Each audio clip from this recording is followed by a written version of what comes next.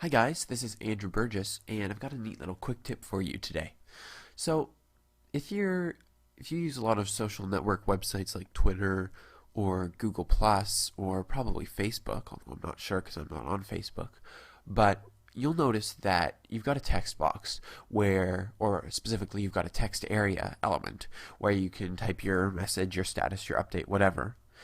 And when you hit enter, you get an actual like a line break in the text you're writing.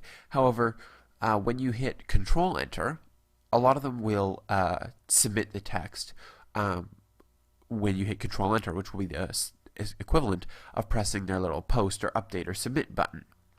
So I want to show you how to do this relatively simple but pretty neat functionality. So I've got an HTML page here. Pretty simple. I've added some CSS that we're not going to talk about. So let's jump right into the body here. So let's start by just creating a text area. We're going to give it an ID of message. And then let's create a button of type submit. And we're just going to call this post. Now, of course, if this were a real website, you'd want to wrap these inside a form tag probably and make this an official form, and also give it the ability to submit without using JavaScript. You have to be able to support that, just in case your clients do not have JavaScript turned on. However, in our example, we're going to do something very simple. We're just going to talk about actually wiring up the Control Enter event handler. We're not actually going to do any real submission to a web server or something like that.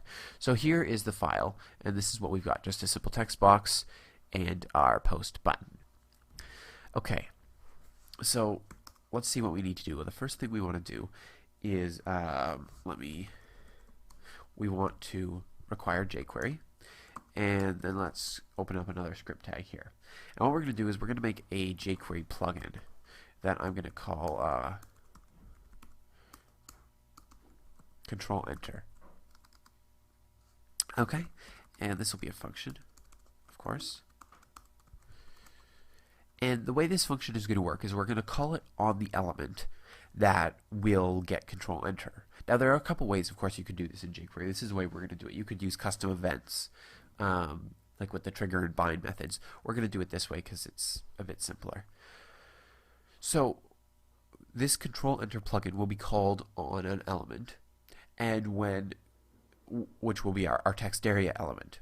And then we're going to take two parameters here. So first is going to be a string that could have one or more CSS selectors, which are going to be buttons that we want this function to be called on as well. And then we're going to pass the function. So let me just say that again here. The Control Enter, well, let me show you how we'll do it. I'll wire it up down here. So let's get we get our message text area, and we're going to call Control Enter on that, just like you'd call the click event on a button or something like that. And then this is going to take two parameters. The first one is any buttons that we want the same action to occur on. Now, you could add a lot of flexibility into this so that we don't have to pass any buttons or just pass null or something like that. In our case, we're going to pass in just button as the selector for the button, and then we're going to type a function in here. Now, an alternate way to do this would be to not accept any buttons, just to put this function outside of here and just give the function itself to both the as a click event on the button and then as our new Control Enter function here on the message. So that's how that's going to be wired up. So now in here, what are we going to do? Well, the first thing we want to do is let's create a few variables here. We'll create a variable viz, which will just be the jQueryfied version of this text box that we get, which is this inside of the function. I think that's kind of neat, THIZ, to as instead of calling it self or that or something like that. I saw that on Twitter this week from Jeremy McPeak, another author here on NetTuts. Okay, then we have we're going to have buttons, which is just going to be buttons like that. And actually, because buttons is a parameter, we don't have to assign it with the var. Okay, so we have those. Now what are we going to do? Well, let's create I'm going to create a function here called perform action. And very simply, what this is going to do is it's going to take the function that was passed to our function parameter up here that was passed to the control enter plugin, and we're going to call it passing this our text box as the context, as this inside that function.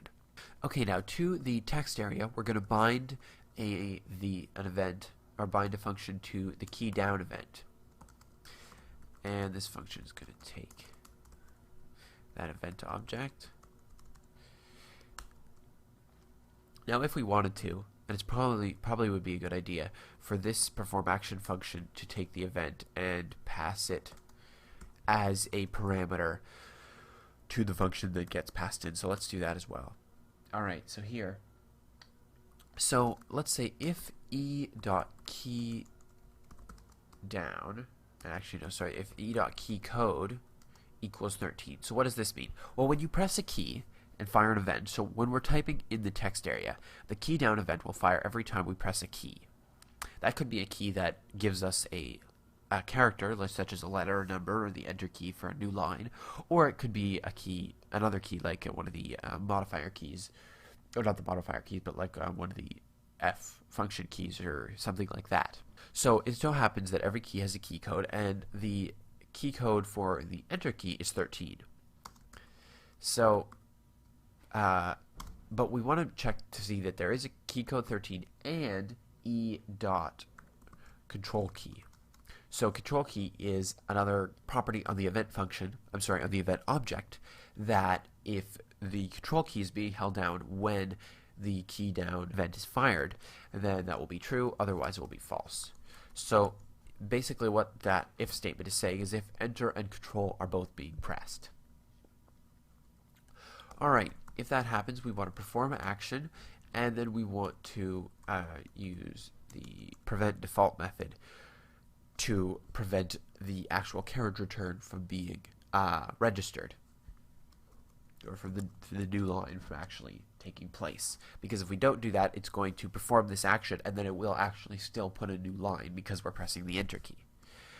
Alright, so that is our binding on this. Now, just for the array of buttons that we pass, in this case it's only one, when those buttons are clicked, we also want to perform the action.